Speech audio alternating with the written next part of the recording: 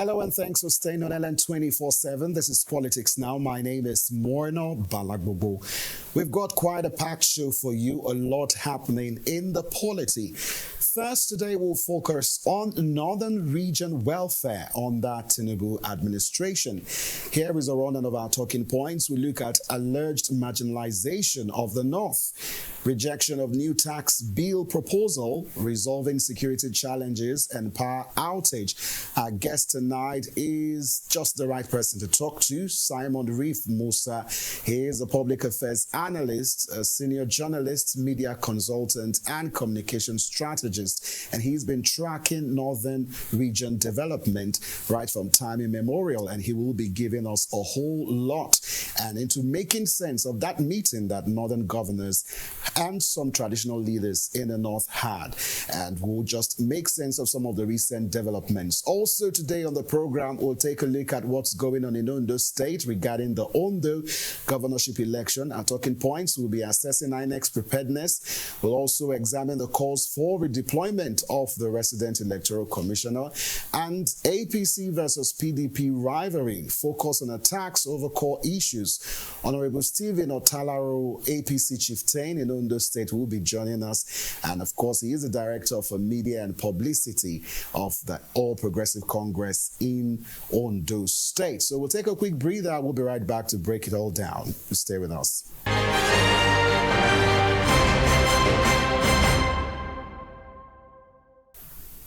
All right, so the 19th Northern States Governors Forum and Traditional Rulers Council has renewed commitment in tackling critical issues bedeviling the Northern region, including terrorism, poverty, and youth restrictiveness, calling for collective action to drive change.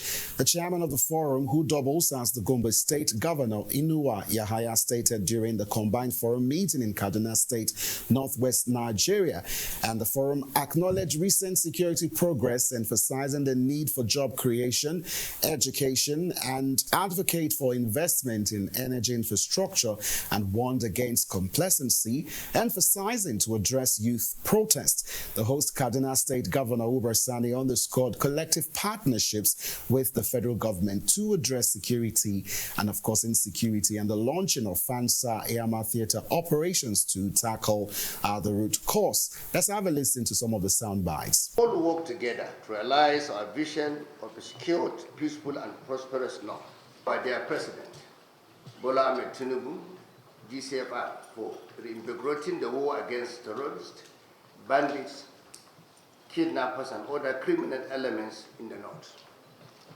The establishment of a joint military command and launching of Operation Fansanyama are clear demonstrations of the federal government's commitment to decisively tackle the multidimensional challenges of insecurity confronting the North.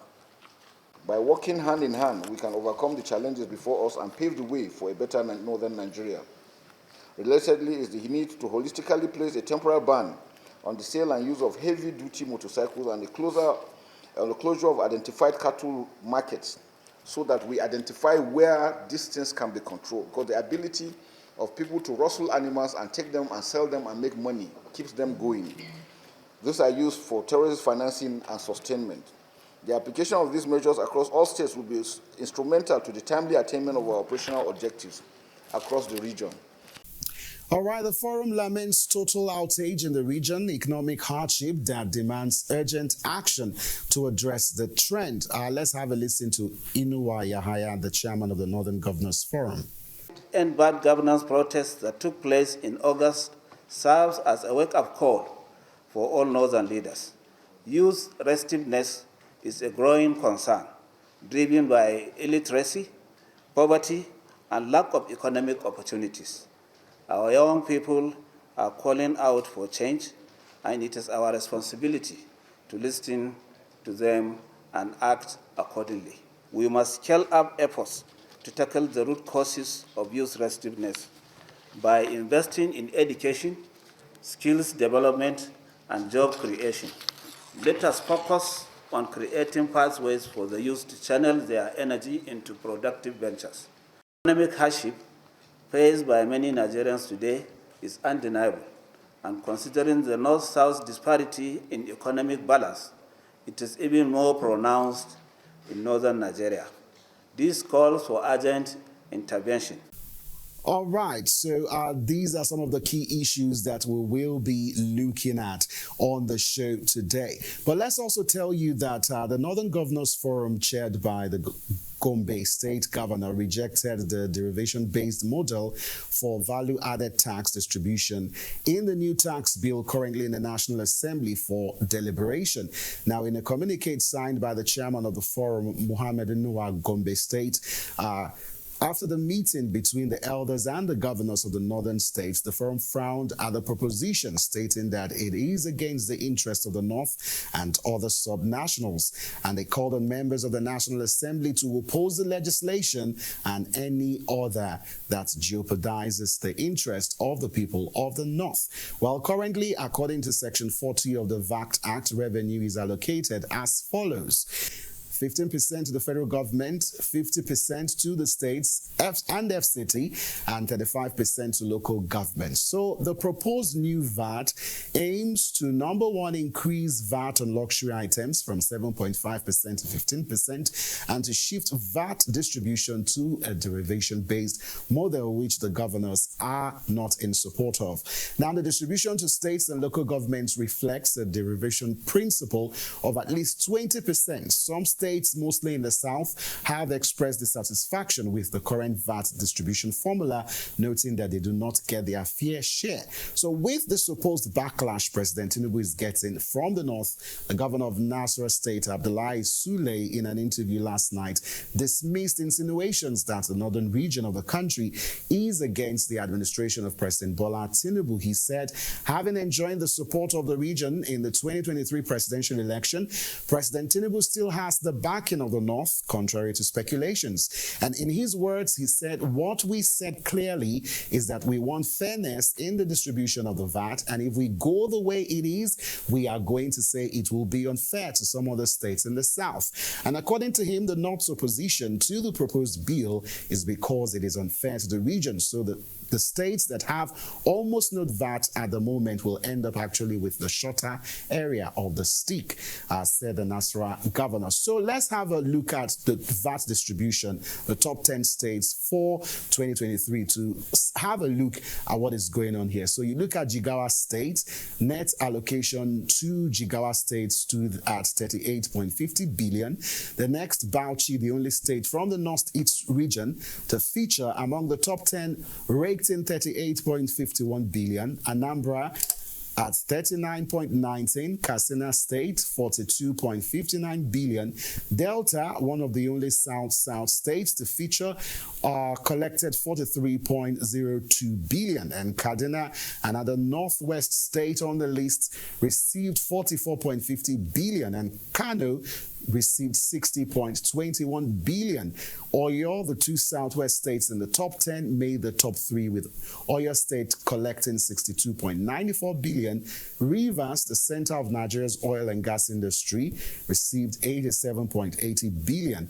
And Lagos, Nigeria's economic nerve center, tops with the highest VAT allocation in 2023 with a whooping 145.27 billion, representing 9.7% of the total collection of the 36 states. So the Southwest and the South region had 2 states among the top 10, while the Northeast just had only 1 state represented.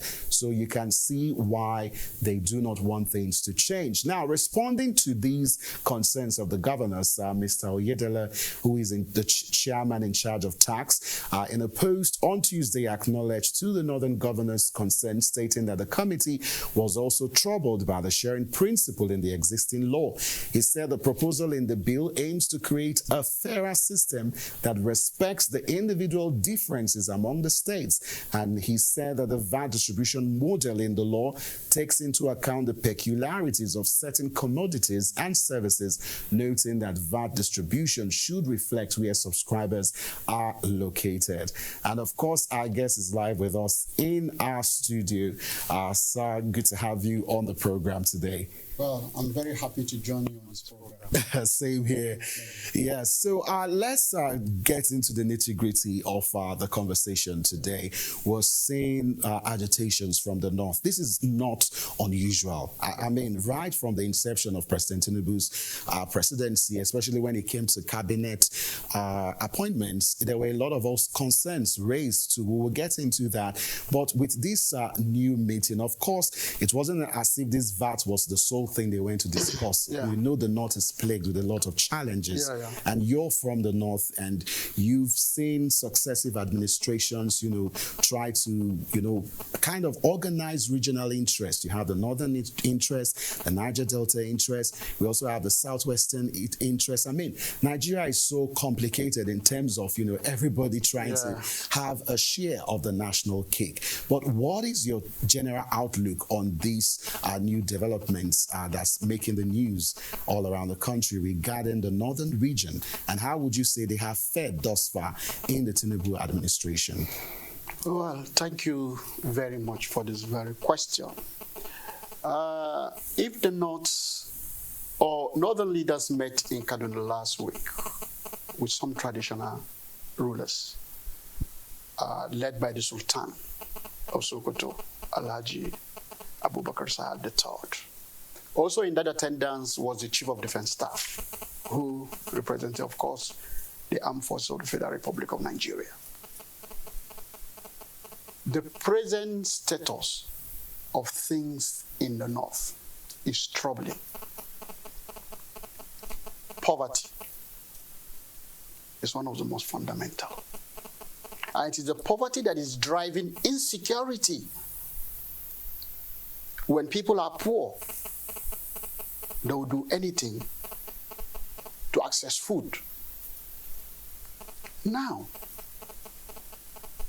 we are living in a situation where, just like Muhammadu Buhari did in the last 8 years, of course, he was accused of tribalism, nepotism, and what have you. One would have thought that because the northern state drove the presidential ambition of the present president, President Bola Ahmed Tinubu. So they have thought that at least there will be much abundance for them. But again, they fail to realize that the issue of insecurity that has ravaged the region for almost 20 years, Buhari, who was supposed to stand for his people and ensure Northerners were emancipated from the claws of terror gangs, he failed to achieve that. Throughout the 8 years of Muhammadu Buhari, almost all the security apparatus were headed by Northerners. What happened to that? Of course, when Tinubu came in 2023, he's done a little bit to see if he can bring succor to the north. He has identified poverty, he has identified insecurity. But there is a mixed relationship between insecurity and poverty. When you do not democratize security, security needed to be democratized. What am I saying? Trying to say that the people that are under attack should have been involved in securing their communities. So in other words, that's referring to state policing. I'm not talking what that state. Let's not go into state, whether it's state police or not. I'm only telling you that security is a business of all. It's easy for the government to come and tell you here, hey, security is the business of all. But when you are doing it, do you involve the people? No. And that is why in most of the states where bandits, where terror gangs have made huge success, they simply get into a town, before you know it, they kill people and nothing is done. And when people rise up to try to do something to help themselves, the same government that is supposed to ensure, to guarantee the security of lives and property, will tell the besieged communities that it is not their business to defend themselves, that self-defense is not provided for in the Constitution. Are you not, in a manner, trying to support these terror gangs in killing your own citizens? We saw that throughout the 80 years of Muhammadu Buhari administration. When Tinubu came, I have not seen a remarkable change. If you place in state police now, taking into consideration what we have seen in the local government elections, where the oppositions have been bruised, you have the same scenario playing out. And that is not for the interest of the corporate existence of Nigeria. Because democracy is all about the defense of the people. Unfortunately, the democracy we are practicing is devoid of the people. Our democracy seems to have been captured by the ruling elite. Politicians have taken charge of the spectrum. And the people that are supposed to play key roles have not. Now we've heard about the North crying of marginalization, insecurity. They are saying this, they are saying that. No. What we are saying is that the poor ordinary Nigeria is still suffering. Whether it's a northerner, whether it's a southeasterner, whether it's a southwesterner. The issue we need to look at is democracy playing on the part of defending the interests of Nigerians. That should be key. Let me tell you, why Nigeria is because it's been primed to be where to serve personal interests. And when I mean personal interests, leaders in the corridors of power are the only ones simply enjoying the dividends of democracy. The screaming against VAT, whether you increase VAT or not, the new VAT said they want to impose derivation, meaning that where these taxes are gotten, of course, domicile is there. You cannot say, you can't say you don't take beer, and some other people will take beer, and they'll now split the whole thing to you. No. So if you do derivation, the northerners know that they will not get fair distribution. That is just it. Now, is it right to use that word fair, or what is due to them? No. It's not the issue of fair. It's an issue of entitlement. The unfortunate thing is that this democracy do not still have this sense of entitlement. But we have walked past through that. Our northern leaders have this sense of entitlement that things will continue to be where it is. Let me tell you, the best thing that will happen to Nigeria someday is for that distribution of oil to be stopped. Every state in this country, including all the states of the north, they have the capacity, they have the prospect to generate revenue and take care of their citizens. But what oil money has done to most states is everybody simply fold his hands and I wait at the end of the month. They come to Abuja, they share fat, everybody goes back and they share the money. That's the end. And they wait for another allocation. That is why we are going nowhere. Look at the First Republic, where the northern region, with their coconut, with their granite, with their cotton, and so many things, how they worked hard. In the southwest, cocoa, in the southeast, palm trees, and many other things. They work together and they ensure that they develop. Why there is no development in this country is people simply fold their hands and look up for oil money. The world is transcending to something different.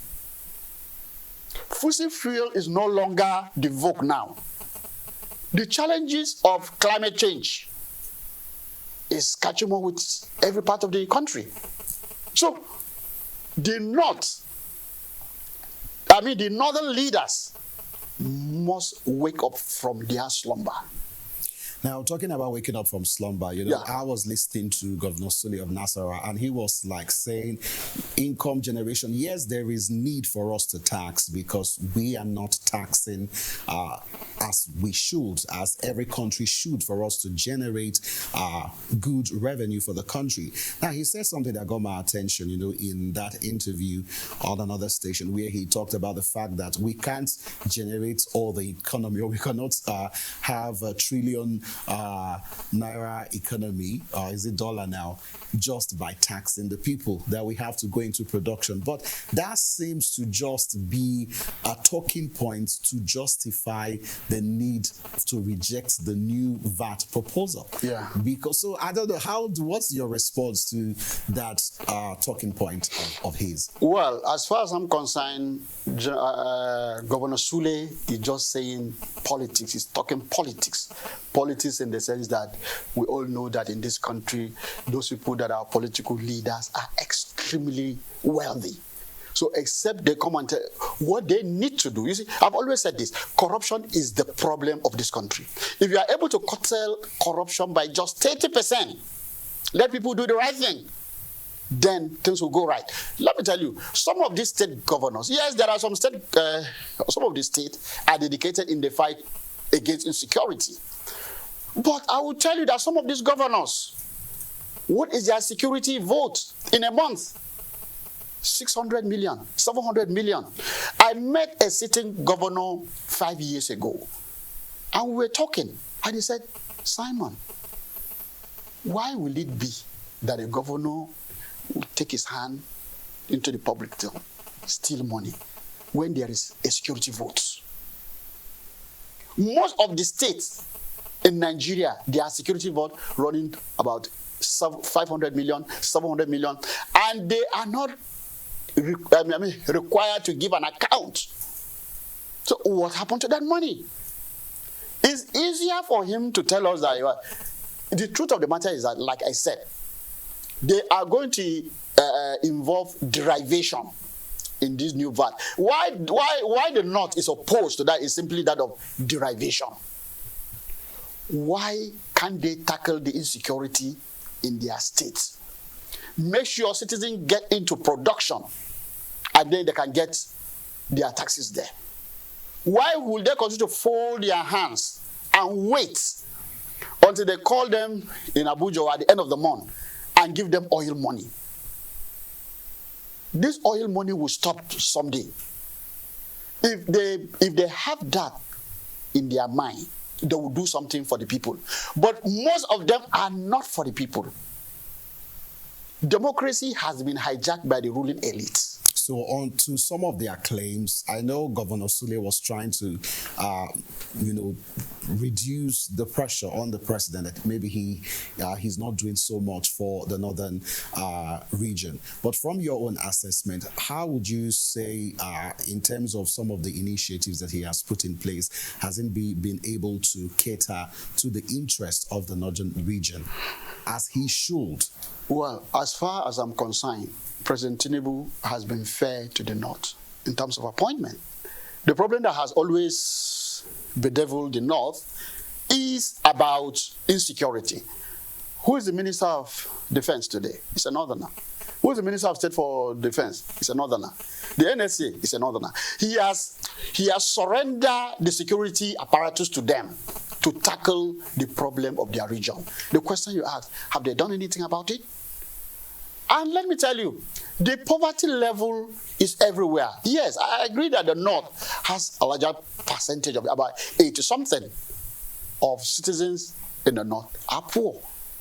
But you now ask one fundamental question. Why is it that despite Northerners being in governance for decades, why is it that they've not been able to improve the welfare of their people? Why? You ask that question. It's the political leaders that I should demand answers from. But because the political leaders of the North are just for themselves, they use ethnicity, they use religion, they use whatever that comes their way to dominate political power. That is what, the northern region is facing. Now, apart from the leaders, we've seen some of these groups, concerned groups like the Northern Elders Forum, the Arewa group, make light of some of the appointments. Like we have a graphic that shows some Yoruba people appointed by Tinubu to key positions. You have the Inspector General of Police, Chief of Army Staff, Director General of Department of State Services, Executive Chairman, and I mean the list just goes on and on. So, but the question is, how does being in that position really affect the common man in the northern region? Well, is it by being in those positions? I want to ask you. It's not by being in that position. They may appoint you minister this, minister that. If you don't do anything that will improve your area, nothing will work. Yes, I agree with you that Tinubu too is also playing the part, is also threading the path of the former president. I have had, if from a single state in the Southwest you have 4 people as ministers, it doesn't call for equity. It's unconstitutional. And some other of these lawyers, one of them has threatened he wants to go to court to question the legality of that. But that is not it. Tinubu may be doing that because he took a cue from his successor. From his predecessor. Buhari, who did the same thing, and nothing happened. So if the man that came before you did what he did, you too, he said, my time is my time. Emilokon is my time. He is doing that because he too wants to ensure that his people get the oily position. But like you've said, it's all politics. It's all Nigeria is primed to serve personal interests and not the people. Bring 10 ministers from Ogun State. The people that are poor will continue to be poor. All is that those very few people that you appoint as ministers will only take care of themselves and their immediate cronies and family members. Nothing more. So coming to the north where you said a consigned group are coming, some of these groups are just for their also selfish interests. And not really about the interest. It's not about the people. Now, you see, we run a flawed system in Nigeria. The system is flawed. We don't look at the bigger picture. We look at that smaller picture. How do I benefit? It's everywhere. It's everywhere. People are working, and they've given you this idea that people are poor because they are not hardworking. No, people are poor because of a deliberate bad policy of government. If government evolves good policies, bring out templates that will contribute to the growth of citizens, I tell you, Nigerians will be somewhere else. And that is why anytime a Nigerian is in the US, in the UK, they say, oh, these guys are hardworking. But in Nigeria, there is no reward for hard work. There is always reward for somebody who knows somebody that can unlock the door for something else. So those are things that we see. Now, for more than 9 days now, the northern Nigeria has been plunged into darkness due to prolonged electricity outrage, creating a crisis that transcends mere inconvenience. Lives, businesses, and everything has been affected. And of course, the federal government, via the Minister of Power, Adelabu, had to come out to talk about some of the things government is going to do. And even the TRCN put out a statement on how they're going to make things work. But this stems from insecurity, according to reports. Now, this insecurity within these northern states are within the jurisdiction of the governors. Now, when you look at the area with which you look at these hotspots of insecurity and these attacks and destruction of power lines and all of that, that brings these people into the darkness. How does it fall on the responsibility of the federal government if, like you said, these security bailouts are being given by the federal government and you have operation, only God knows how many operation, what that we have in almost every state catering to insecurity in the street? What is the myth with insecurity within the northern region that keeps recurring despite change in successive administrations? Well, the fundamental thing there is corruption. and the So desire who to is acquire corrupting wealth. who? Is this Fine. state actors I am coming. that are Security. conniving Security with is security the business of the federal government. chiefs? Yes, it's the business of the federal government. Like somebody told me, he said, some governors, they only call them chief security officers. They are not. Because they cannot command a policeman to do anything without the order from the IG. And the IG is answerable to who? The President of the Federal Republic of Nigeria. Yes. So we have run a system, we've evolved a system that has provided so much funds for those in the security sector and political in the corridors of power to simply scam sums of so much money. They fleece the nation of so much.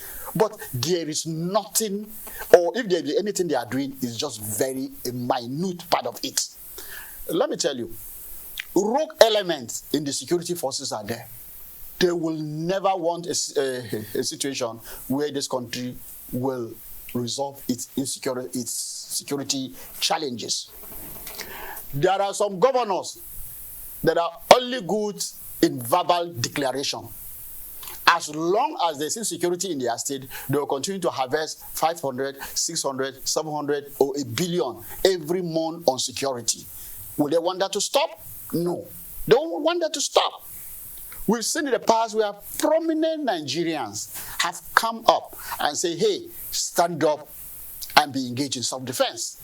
So, except you deliberately bring in these people that are under siege from these terror gangs, or except they are also involved in the defense of their own lives and property, you will continue to have that from now till thy kingdom come. So, when you look at it, what the governors try to do is only to offer assistance to security agencies that are established by the federal government. So I agree that, yes, if you bring in state police, a lot of issues will be involved because some of these governors are tyrannical. They are more of tyrants. They will not broke anything that has to do with the opposition. So, like we do in the US, they have what they call the National Guard.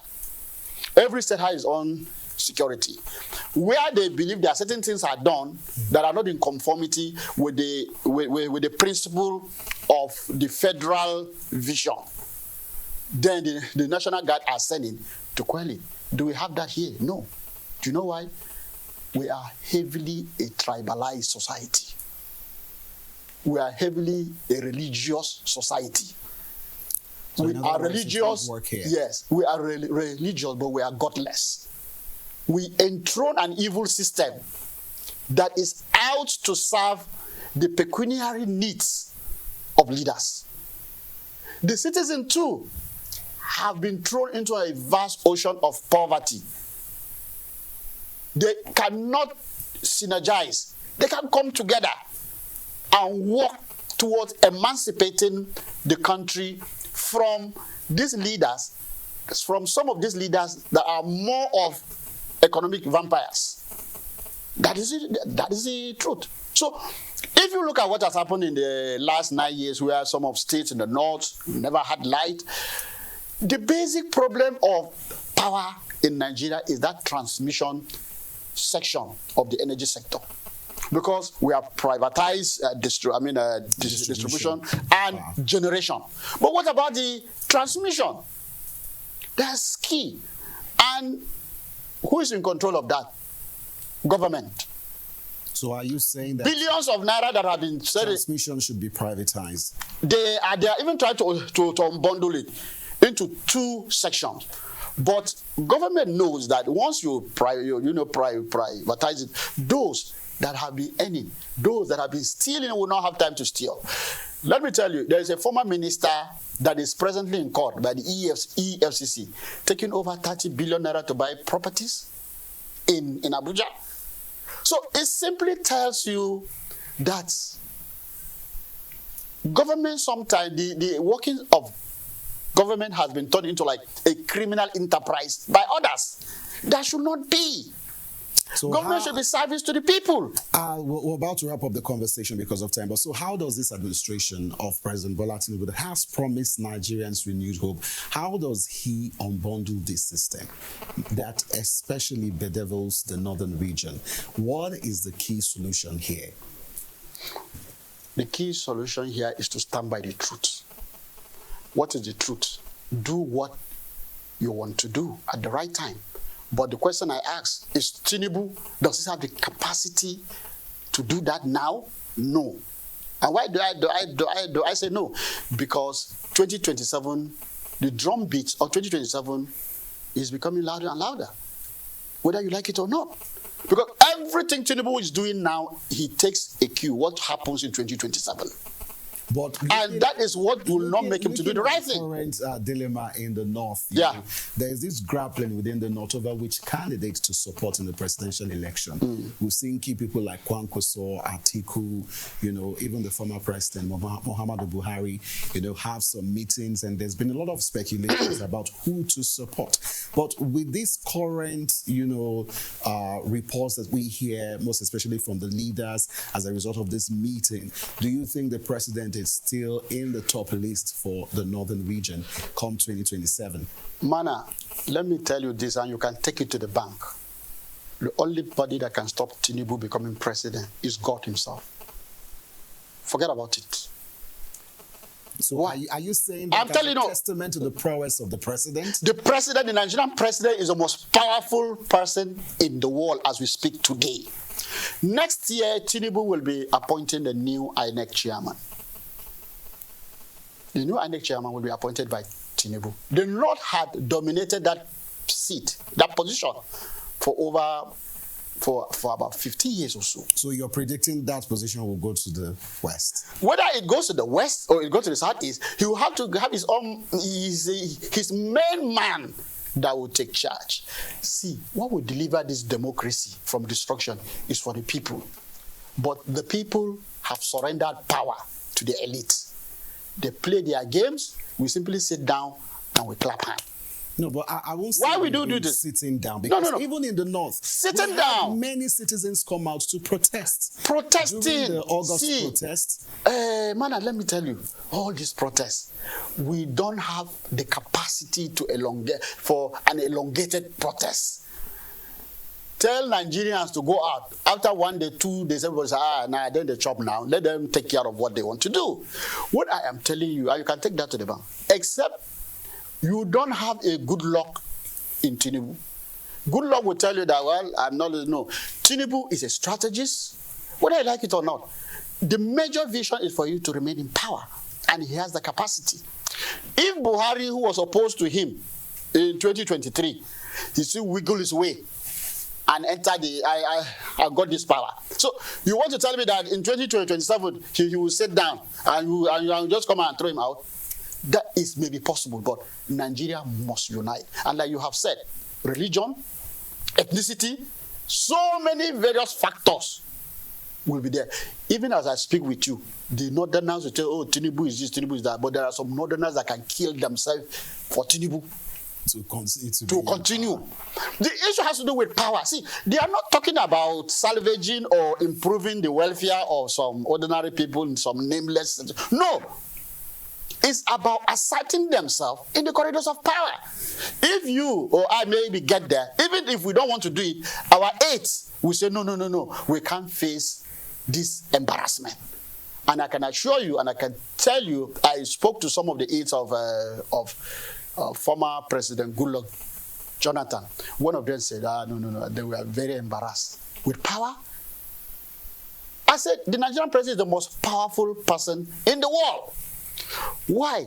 The National Assembly has never summoned any president to come and say, this what they only go and make noise. They make noise in the morning, in the night, they genuflect before the presidency. That is what is happening. So if we get this idea that democracy is not the democracy as envisioned by Abraham Lincoln, our literacy level is very low, people cannot eat, people cannot feed, If you take one spaghetti and throw at people, they'll kill themselves to get it. You find places where Nigerians walk into their grave, they plunge into the lagoon.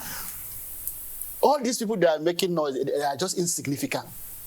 When the time comes, he will simply walk, and Nigeria will clap for him. Well, we don't have enough time to talk about this issue, but I want to thank you so much for coming on the program today. Well, we'll go on a quick break, and when we come back, we'll be right back to talk about the Ondo State governorship election and matters arising. Just stay with us. What makes the political system what it is today? What are the recurring issues? Order. The tussle for power. An extremely problematic area. The tension. The instability of the system. Join Ellen 24/7 as we take you inside the local and international political arena in the world of politics. Apologize for saying that I was corrupt. I'm not here to call out his lies. Everybody knows he's a liar. Watch politics now on Ellen 24/7. Don't miss Politics Now on LN 24/7.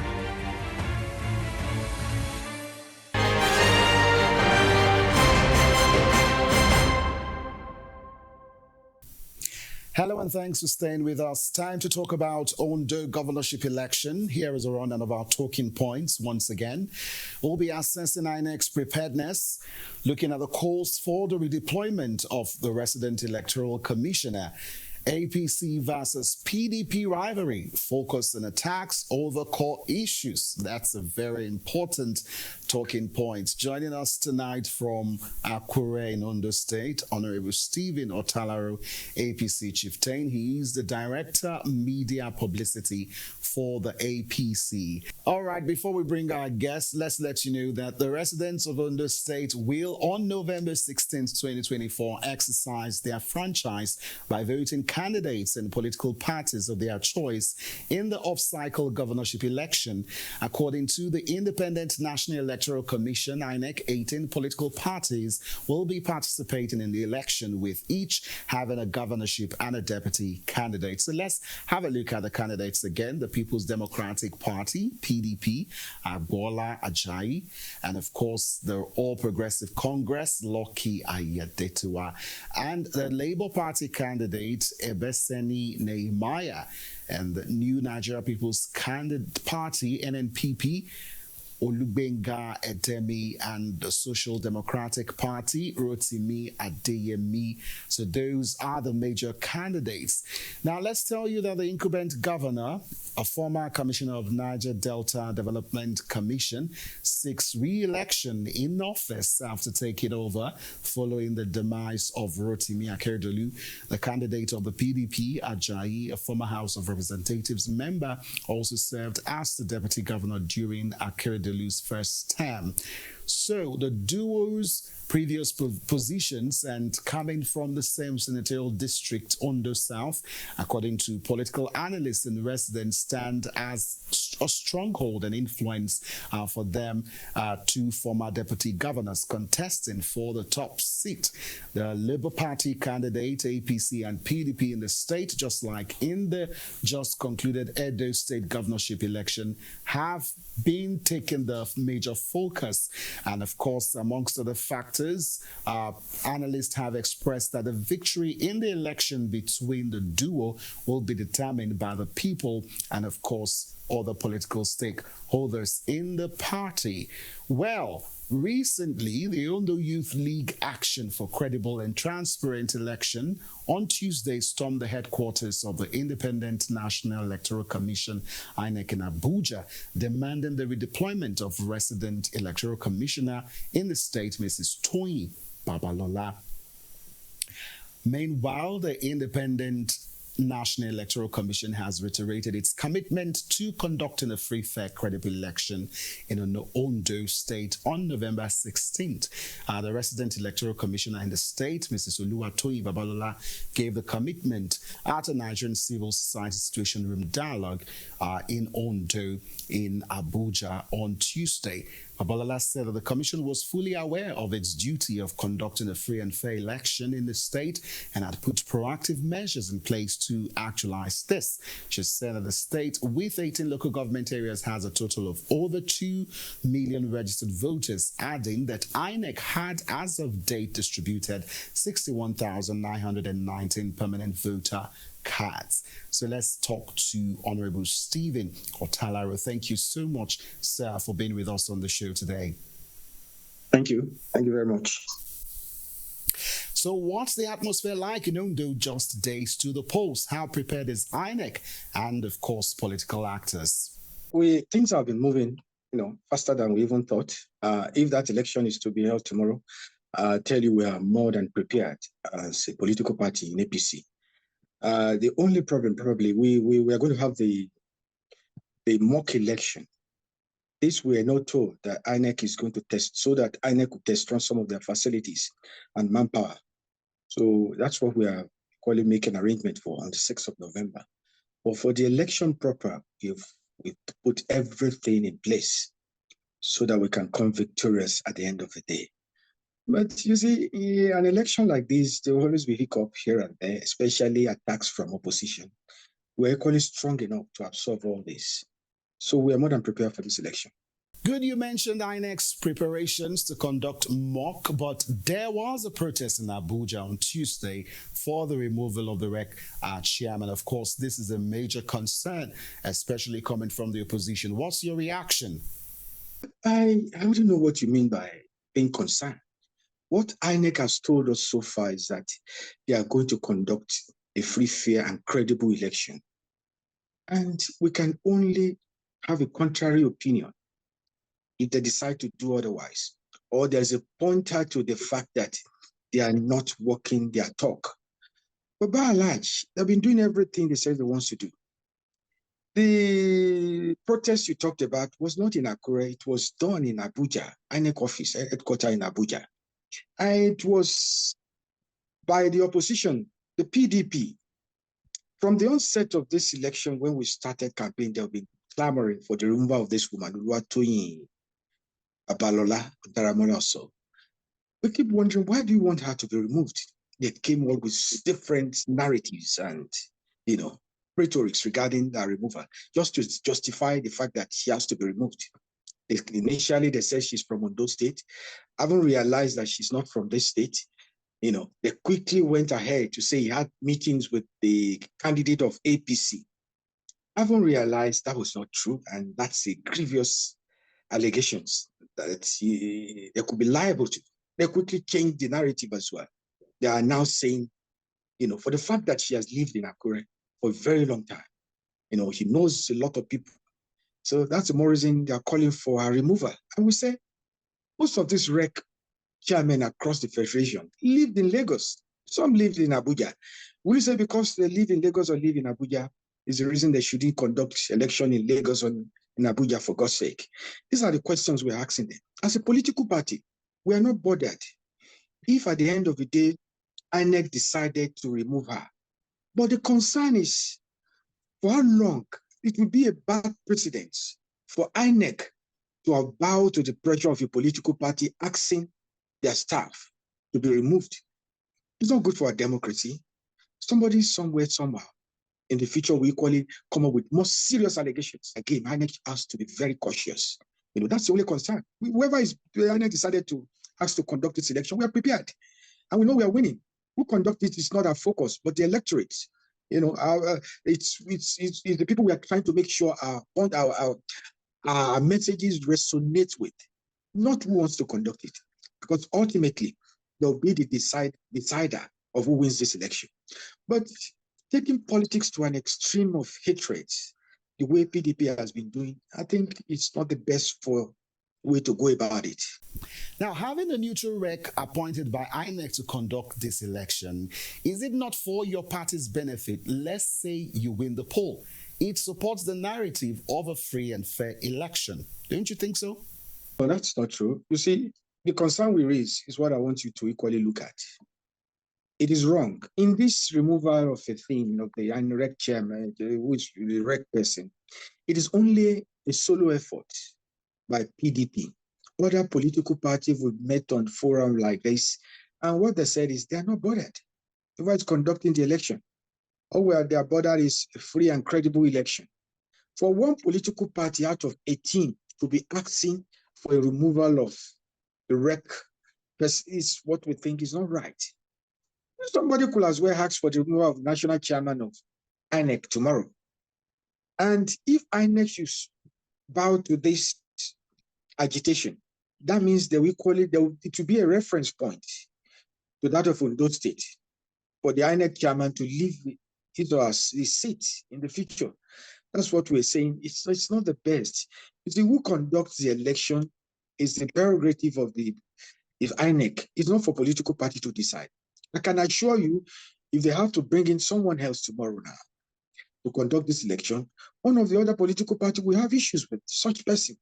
There's nobody you are bringing on board that they will say one or two things about, relative of that and whatever. Whoever you are bringing on board, out of sheer wickedness, somehow, a political party will say they are not interested in this same person. So change that person again.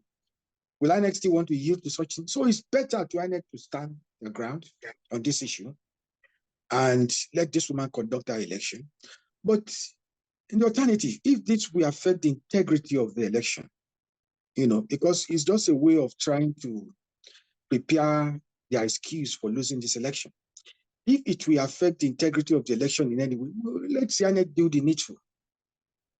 But they just have to be circumspect in this regard. That's all for future elections.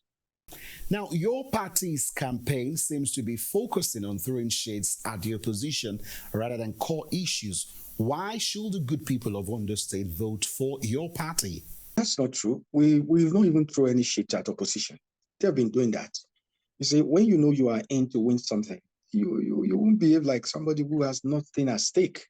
We know this election is for us to lose it.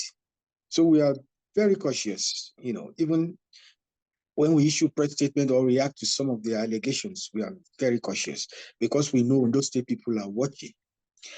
And this campaign has been issue-based. As I speak now, the convoy of our candidates on their way to Ileoluchi. We tackle one local government per day. And it's not as if we go to the local government headquarters. We go to the communities, all the suburb towns and villages in all this local government. So it's a whole day. So you see the convoy returning around 10 p.m. in the night. And they've been on their way around 7, 8 at times. Just to tell you, we're addressing issues from the perspective of the people. We are talking to them. We want to feel, their pain. We want them to be part of this administration. We want them to contribute to the next budget. So the governor wants to be on hand to look at all issues affecting them and make promises. This is not empty promises. Every promises he tells them to take him responsible. Take him responsible. And you see that. Now, back to attacks, insults, and not focusing on core issues. Recall that Governor Yedituwa has said that the PDP is a dead party. So how is that not throwing shade? And is that an issue-based campaign rhetoric? You see, there's a way someone will frustrate you. You are even likely to say what you are not expected of. We all know, with due respect to the all opposition parties, especially PDP, today, more than 90% of the entire structure of PDP is with us, APC. Will you say such party is still alive? We don't gloat over such things, But when you now frustrate us to a level that we have to say something, maybe that is why that statement was uttered, but we apologize. It is not in our character to do such things. But they have to see this election not as a form of attack. Let it be issue-based. What they want to tell do for the people of Ondo State should be the narrative, not attack. Every day you wake up, there's one attack and the other. Journalists be asking you to react to one thing or the other, react to one other. You see, it's all attack from oppositions. Why they are doing this, I think it's not good for this democracy. Maybe that was why that statement was out. But sincerely, in the scheme of things, in Ondo State, most politicians, heavyweight politicians, people that matters in Ondo State politics have all left PDP or APC. So if any of our members are gloating over that, which we've asked them not to, they're just saying the obvious. And that's the truth. Now, your state governor, Seyi Makinde, has declared that the People's Democratic Party will win come 16th of November. Makinde's remarks came against the backdrop of the statement credited to Ganduje that Southwest states will soon be taken over by the APC after winning the election. And he said both Ganduje and Ayedatiwa will be shocked by the outcome of the forthcoming poll. What's your reaction to what Governor Makinde said regarding APC taking all the Southwest states? No, not in any way. Why? You see, Governor Makinde is even the problem. It's himself. He started all these issues by behaving like an emperor, telling the whole people that, the whole world that Ondo State IREC chairman that woman is from Ondo State, and by so doing, she must not conduct that election. She did not even check all the facts for coming up with that statement. And that statement the party has been lashing on, changing this narrative till today. Why Makinde decided to do that? It's the governor of your state. We don't know. He's not the candidate in that election. He's not even the party chairman. For you to come to a different state and behaving like emperor, telling on those state people that the rec person should be removed, without even cross-checking your facts on a flimsy excuse that she's from Ondo State, whereas she's not from Ondo State. She started the whole thing, and she should be in shock by now, because by the time it now dawned on him and his party, he realized that they are not on ground, that it is APC that is everywhere. So if you say shock, yes, it should be shocked, because initially it thought it's the same PDP is used to. The PDP has in Oyo State, or the kind of opposition is used to in Oyo State, that is here. There's virtually no opposition in Ondo State. Virtually. When you collapse an entire structure to a point of 90%. See, one of the biggest structure in that party is that of former Governor Mimiko. The entire structure, 100% has been collapsed to APC, except the man himself. Well, that's the much we can take this time. Thank you so much, Honorable Stephen Otalaro, for being with us on the show today. He's the Director of Media and Publicity, APC in Ondo State. Hopefully we get to talk to you before the election date proper. Thank you so much for your time. It's my pleasure. Thank you very much for having me. And that's our show for today. Thank you so much for watching Politics Now. Once again, my name is Morno Balagubo. I'll see you another time right here on LN 24/7.